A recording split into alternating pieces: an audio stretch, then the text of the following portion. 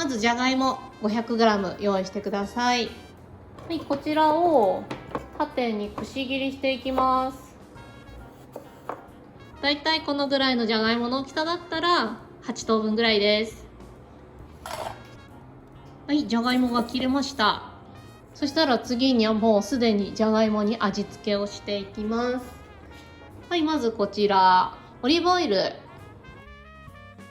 これでだいたい 10g ぐらいです。そしたらこちら全体にオイルをなじませていきます。はい、次にガーリックパウダー 2g、 ティースプーン1/2ぐらいです。続いてこちらはハーブミックスです。結構これ便利なんでこれそのまんま使っちゃいます。はい、ティースプーン1杯 1g ぐらい。はい、続いて黒胡椒。はい、もうこの段階で振っちゃいます。はい、そしてお塩、ちょうどいい適量です。だいたい2つまみぐらい。はい、そして最後スクロビアジェムニャチャーナ、こちらは片栗粉です。はい、こちらをだいたいテーブルスプーン1杯ぐらい 10g 加えていきます。はい、そしたらこちらを全体をまんべんなく混ぜます。はい、そしたらこちら天板にオーブンシートを敷いた上に並べていきます。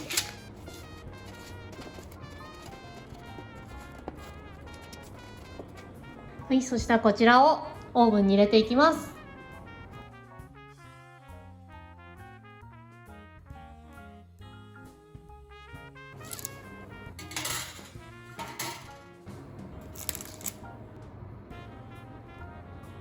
はい、焼き上がったらもうこれで完成です。最後お好みでパプリカパウダー振っても美味しいですよ。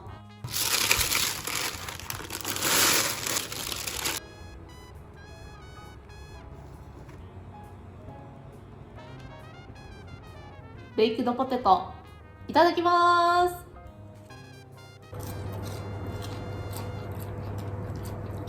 油で揚げてないからすごいあっさり食べられます。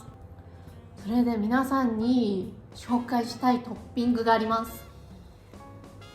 ゴルゴンゾーラと蜂蜜、これをですね熱々のうちにゴルゴンゾーラバーッとかけて、蜂蜜をですね結構たっぷり全体にまんべんなく。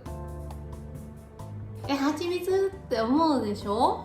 これ合いますから本当に。しっかり蜂蜜とゴルゴンゾーラを絡めて食べた方が美味しいんですよ。はい、いただきます。甘じょっぱい。結構お家にある材料で作れると思います。あとお好きなスパイスを組み合わせていろんなバリエーションが作れると思います。例えば先ほど言いましたようにパプリカパウダーを最後に絡めてみたり、あとはカレー粉を絡めてみたり、油がちょっと気になる方ベイクドフレンチフライ試してみてはいかがですか。